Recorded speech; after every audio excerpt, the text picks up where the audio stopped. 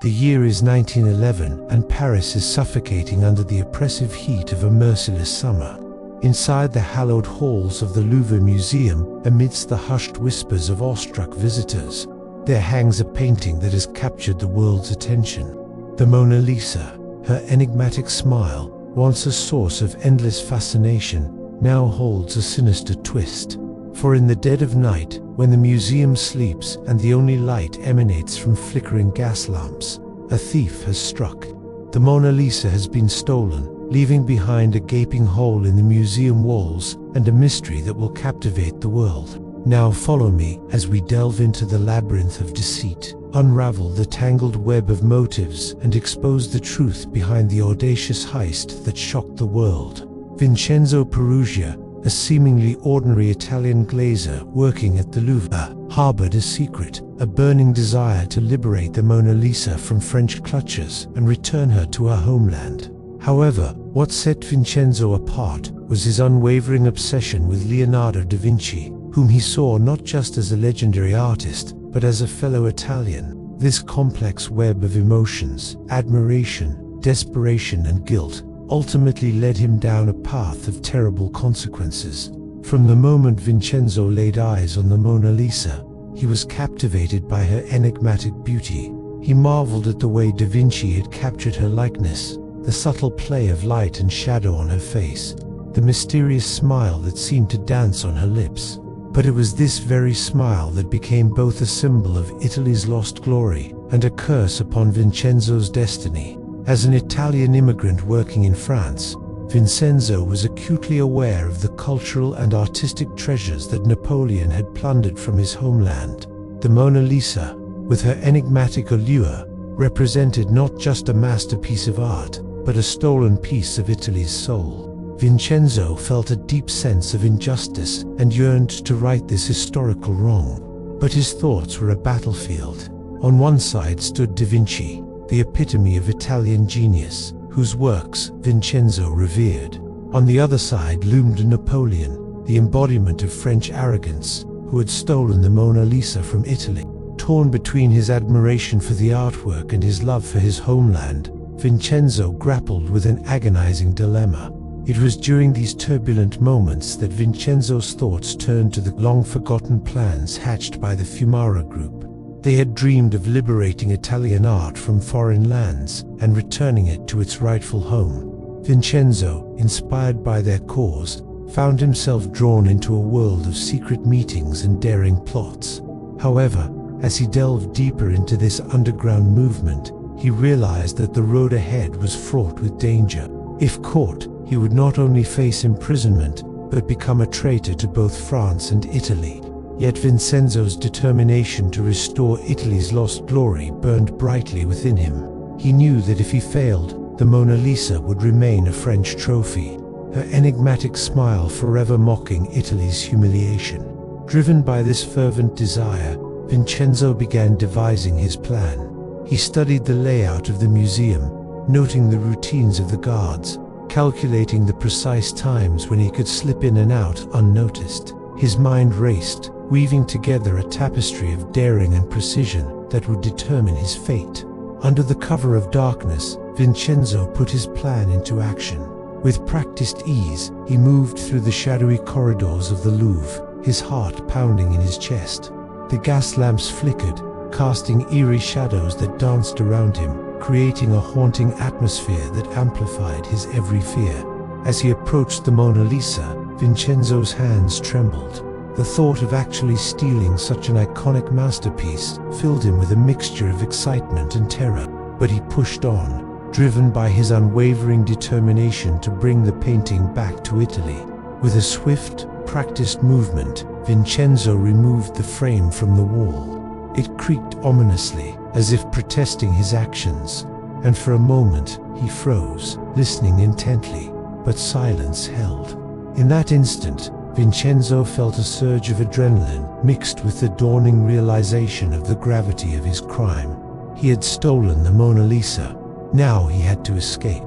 As he made his way through the labyrinthine hallways, Vincenzo's mind raced. He knew that the police would soon be swarming the museum, desperate to recover the stolen masterpiece. He He had to get out of the Louvre undetected, and he had to do it fast. Suddenly, he heard the distant sound of footsteps echoing through the corridors. His heart skipped a beat. Had they found him? Adrenaline surged through his veins as he broke into a run, his eyes darting frantically for an escape route. He slipped through a side door, emerging into the dimly lit courtyard of the museum. Gasps escaped his lips as he spotted a lone sentry standing guard. Could he risk it? Vincenzo hesitated for a moment, torn between his desire to flee and the risk of being caught. Then, with a surge of reckless abandon, he decided to chance it. Heart pounding in his chest, Vincenzo made a mad dash across the courtyard, weaving between the statues as if they were fallen soldiers in a silent battle. The sentry, startled by the sudden movement, let out a shout, giving chase. Vincenzo, fueled by pure adrenaline, sprinted through the maze of narrow streets, dodging pedestrians and leaping over curbs. Behind him, the sentry's shouts echoed, growing fainter as Vincenzo disappeared into the labyrinthian heart of Paris. Safely hidden in his Montparnasse apartment, Vincenzo allowed himself a moment of respite. The stolen Mona Lisa leaned against the wall, her enigmatic smile seeming to mock him in the dim lamplight. Despite the thrill of his daring heist, Vincenzo couldn't shake off the gnawing feeling of guilt that plagued him. He had stolen from a museum, violated the sanctity of art, and betrayed the trust of his adopted country. As days turned into weeks and the world buzzed with theories and investigations, Vincenzo found himself trapped in his own little world. Sleep evaded him, haunted by dreams of angry faces and accusing eyes. Food turned to ashes in his mouth, and even water seemed like a bitter draught. He paced his small room, the walls closing in on him, the ceiling pressing down, the floorboards groaning under his restless steps. Each creak, each sigh of the aging building echoed his own tormented breath. Outside, the vibrant colors of Paris faded into muffled whispers. Vincenzo's world shrunk to the confines of his room, where he was both prisoner and jailer. The Mona Lisa, his prized possession, had become a gilded cage. Her enigmatic smile taunted him, her eyes boring into him, her painted reality more vivid than his own. As the weeks dragged on, Vincenzo's hopes of a swift departure dwindled. Fear, like a serpent, coiled around his heart, squeezing the joy from his life. Every knock on the door sent a jolt through him. Every footstep outside his window made him freeze. His once confident strides became hesitant steps. His bold eyes, shadowed with worry, lost their daring gleam. In the solitude of his room, Vincenzo grappled with the enormity of his crime. The Mona Lisa, more than just a painting, was a cultural icon, a symbol of human brilliance, a treasure of world history. To steal her was not just a crime, it was a sacrilege. And Vincenzo, the humble glazier, had been the instrument of this sacrilege.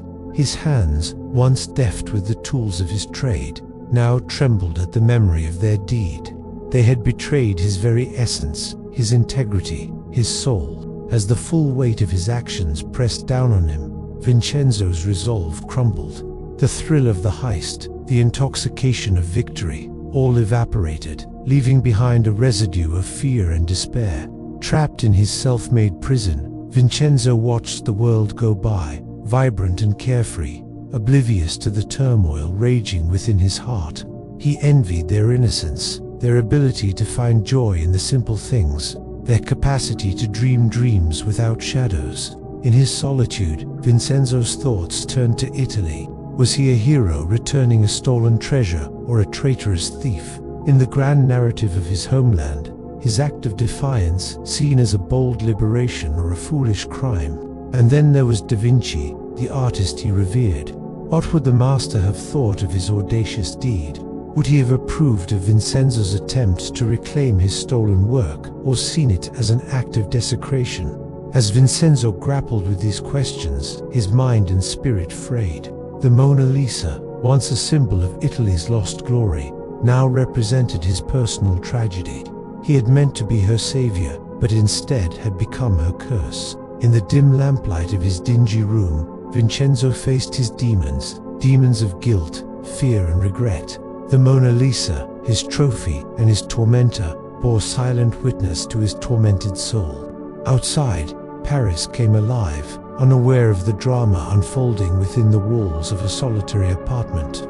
But inside, Vincenzo's world was crumbling. Days turned into nights, and nights echoed with Vincenzo's silent screams. The walls of his room bore the brunt of his anguish. The Mona Lisa, the silent victim of his tortured soul. And as the world searched for the thief, Vincenzo's own search became more profound. He sought absolution, solace, understanding, anything to ease the burden of his crime. But in the vast expanse of his despair, answers seemed elusive, leaving Vincenzo trapped in a labyrinth of his own making. Vincenzo's story ended in obscurity. He died in 1925, his identity concealed, the Mona Lisa's curse following him to his grave. His crime, though daring, was overshadowed by the painting's enduring legacy, and so the mystery of the stolen Mona Lisa faded into legend, leaving behind a world richer for the enigma and poorer for the loss. Amid the oppressive haze of Paris' sweltering August heat, where the boulevards simmered under a sun that cast harsh silhouettes like judgments from unforgiving deities, cafes buzzed with scandals, fever, and the spectre of war loomed large. In an unassuming apartment on Rue des Fleurs, far from the clamor and chaos, Vincenzo Peruggia barricaded himself for the initial 72 hours. The stolen Mona Lisa hidden beneath floorboards that creaked like confessions underfoot. It was a self-imposed isolation, a prison of his own making, where nationalist pride clashed with the terror of discovery.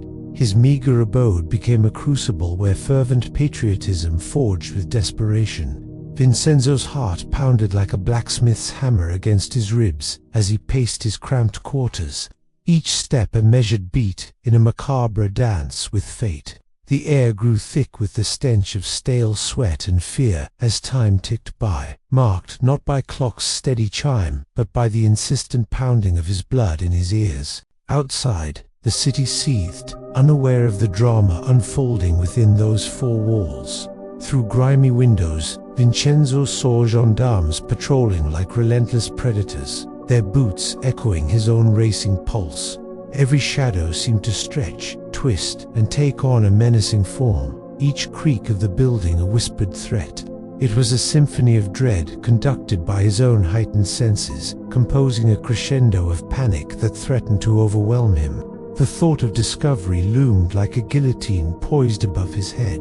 Visions of the angry mob, perhaps even the tumbrils rattled in his skull, drowning out reason with the din of their rage. He could almost hear the roar of the crowd, see the glint of hatred in their eyes. Yet Vincenzo was trapped, held fast by a combination of fear and an unwavering sense of purpose.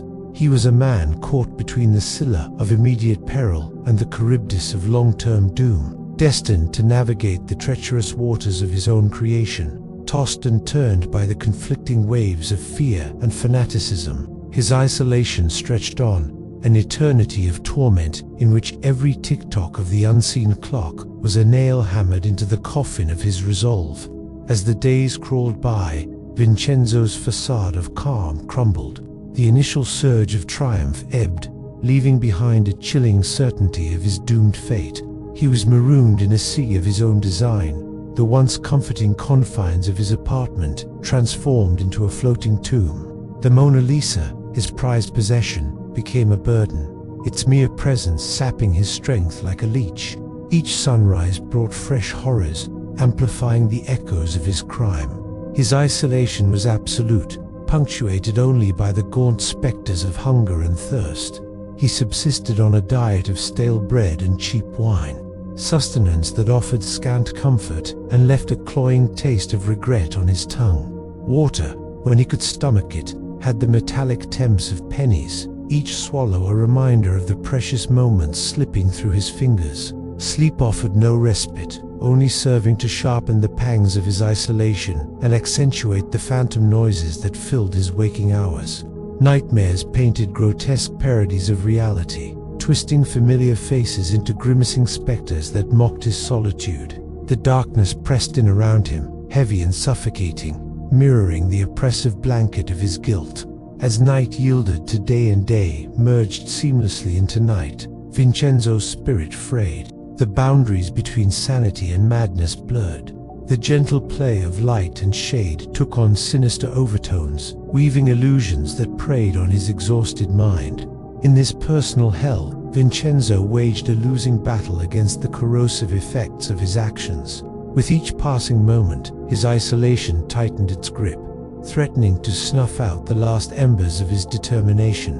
The once resolute edges of his will softened, becoming pliable in the face of unrelenting dread. Vincenzo was a man besieged, his inner fortress crumbling before the battering ram of time and the besieging horde of his own guilt. Meanwhile, at the Louvre, amidst the hallowed halls, now cordoned off like a crime scene, the art world giants gathered. Among them, the esteemed curator Alphonse Berillon, a titan of culture whose reputation had been built on the premise of invincibility. Yet here he was, summoned to a dimly lit office where the air hung heavy with accusation. The interrogation began, gentle at first, like a probing finger testing the defenses of a wound. But as time wore on, the tone hardened, each question a tiny pinprick aimed at Alphonse's composure. They spoke of negligence, of oversight, of the vulnerability of the museum's security. Their words were precise, cold, clinical, devoid of emotion, yet they struck home with surgical precision, targeting the core of Alphonse's being. His measured responses, carefully constructed to maintain his dignity, were dissected, scrutinized, picked apart to expose any chink in his armor. The room's oppressive silence bore witness to his every word, magnifying their impact like an echo in a tomb. With each passing moment, the net tightened, closing in on Alfonso's carefully cultivated facade until it cracked, revealing the raw nerve of his vulnerability. Resignation's bitter pill sat heavy on his tongue. It wasn't just his professional reputation that was on the line. It was his very soul, his integrity, his life's work. The accusations hurled at him cut deep, festering like open wounds. He felt the weight of the Louvre's hallowed halls pressing down on him, the legacy of countless masterpieces he'd safeguarded silently, screaming for answers. In the labyrinthine corridors of the Louvre, Apollinaire found himself ensnared in a different kind of gilded cage. The poet, whose words once soared free, was confined to the stark, sterile cell where the sunlight dared not penetrate. The barred window mocked him with tales of the azure sky and verdant fields, a world he could only dream of now. The chill of the stone walls seeped into his bones, a constant reminder of his captivity. It was a far cry from the bohemian cafes where his thoughts once roamed, unfettered and vibrant. Iron bars cast striped shadows on his person, an unintended uniform that transformed him into a prisoner of circumstance. Days bled into nights, each hour marked not by the chime of a clock, but by the scrape of shoes on the cold stone floor. The monotonous routine ground him down, blurring the lines between day and night. The taste of the coarse prison bread mingled with the metallic Thames of fear in his mouth. He drank from a tin cup, its contents tasteless, yet each drop a lifeline to his parched throat. Sleep offered no solace, only serving to amplify the cacophony of his thoughts. Dreams were phantoms of freedom, whispering tales of open roads and endless horizons, only to yank him back to the grim reality of his confinement. Each dawn brought fresh horrors, compounding the weight of his imprisonment. Time, usually his ally, now stood against him, marking the slow erosion of his hope. In the annals of history, Apollinaire's name would be forever linked to this place, his spirit forever bearing the chill of these unforgiving stones. And so the drama unfolded in Paris, a tragedy of misplaced pride and misguided patriotism, played out against the backdrop of a city on edge. Amidst the intrigue, the authorities missed crucial clues, allowing Vincenzo to slip through their fingers. Meanwhile, the stolen masterpiece, the Mona Lisa, remained hidden, its enigmatic smile now a taunt from beyond the grave. The artist's brushstrokes, once a source of wonder, became a trap, ensnaring both the beholder and the thief. Vincenzo Peruggia, the forgotten name in this saga of art and audacity, became a martyr to his own demons, forever bound to a crime that echoed through time. The City of Lights dimmed in the face of this audacious heist, leaving only questions and shadows in its wake. And as the dust settled, the world realized it had witnessed not just a theft, but the death of a myth. Paris, the cradle of art and romance, had been wounded, leaving an indelible scar that time itself might not erase. The muted twilight of Florence's Uffizi Gallery, 2 years later, where Renaissance masterpieces hung under chandeliers that cast golden halos like ironic crowns upon restored treasures. Vincenzo Peruggia stood before authorities, his defiant posture crumbling under interrogation's glare.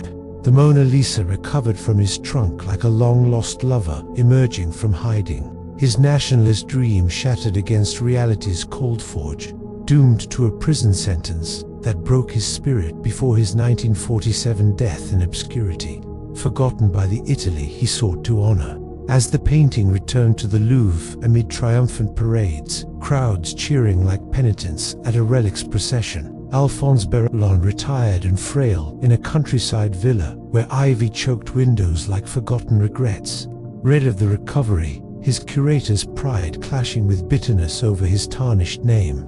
Fated to pass in 1915 amid war's chaos, his obituary a footnote in art's grand narrative. But in that same year, 1914, Vincenzo's trial unfolded in a courtroom where sunlight slanted through bars like divine judgment on the accused. Journalists scribbling like scribes at apocalypse, his defense of patriotism ringing hollow amid laughter that echoed like mocking specters. Visions haunting him of the Mona Lisa's smile turning sorrowful in memory. Isabella, traveling to Florence under veil of anonymity, witnessed her brother's sentencing, her sisterly love warring against shame's tide, doomed to a life of quiet exile where villagers whispered of her tainted blood until her grave in 1952. The painting, reinstalled amid fanfare, drew throngs whose gazes amplified her fame. Yet Vincenzo languished in cell's gloom, letters from supporters yellowing like aged canvas, his conflict resolved in resignation's embrace.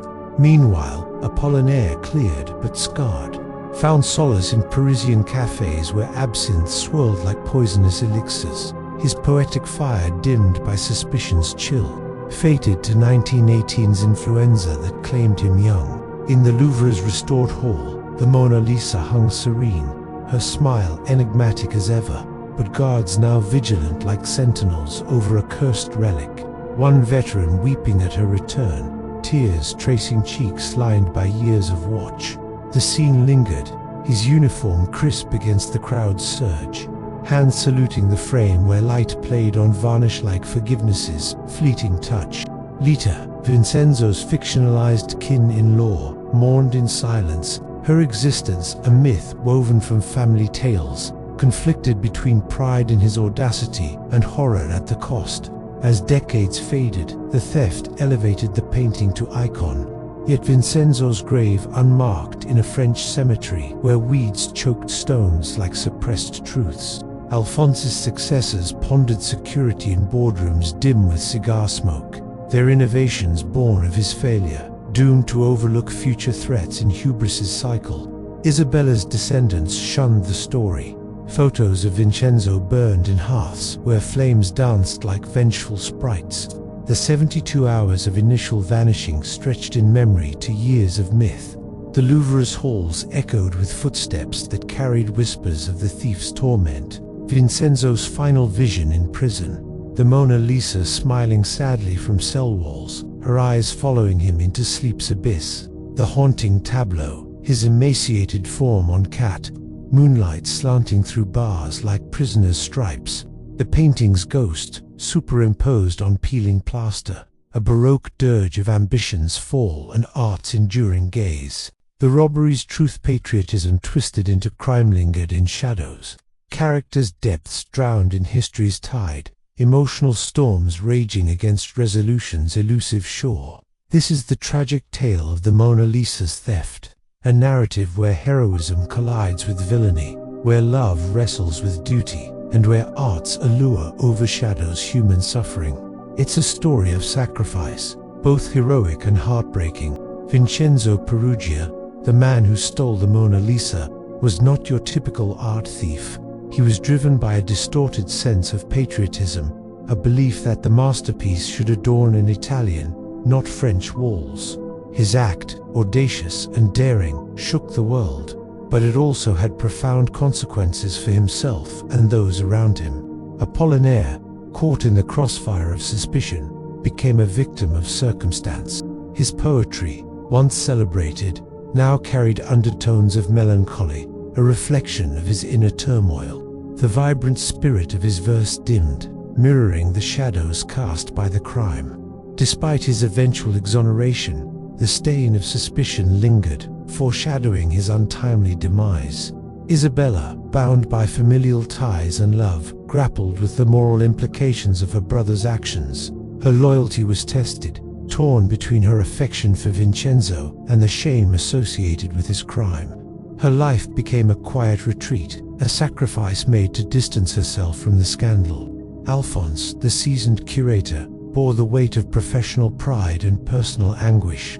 His dedication to his work shone brightly, but it was overshadowed by the turmoil of the theft. His reputation, once stellar, was now marred by association, a silent tragedy that colored the twilight years of his life. Amidst the grandeur of the Louvre, the Mona Lisa stands as a symbol of artistic brilliance, her enigmatic smile a timeless allure, yet her beauty becomes a haunting reminder of the darkness that once threatened her existence. The guards, once stoic sentinels, now carry the burden of protecting an object that has become a modern icon. Their vigilance, a testament to the fragility of even the most revered treasures. Lita, though a figment of fictional imagination, embodies the human cost of Vincenzo's actions. Her story, passed down through generations, serves as a reminder of the personal sacrifices made in the shadow of a crime. The legacy of her existence lives on in whispers, a haunting echo of a life lived in silence. Through the eyes of these characters, we witness the theft of the Mona Lisa, not just as a crime, but as a catalyst for profound human experiences. Love, duty, betrayal, grief, and redemption intertwine, creating a tapestry of emotions as vivid as the colors adorning the masterpiece itself. The story transcends the boundaries of art history, delving deep into the complexities of the human soul. It's a testament to the enduring power of human emotions, reminding us that even in the face of great art, it's the stories of the ordinary people that truly touch the heart. As the centuries pass, the echoes of this daring heist continue to resonate, weaving itself into the very fabric of our collective memory. The Mona Lisa, once stolen, now immortalized in tales, her enigmatic smile forever linked to the drama that unfolded in the hushed halls of the Louvre.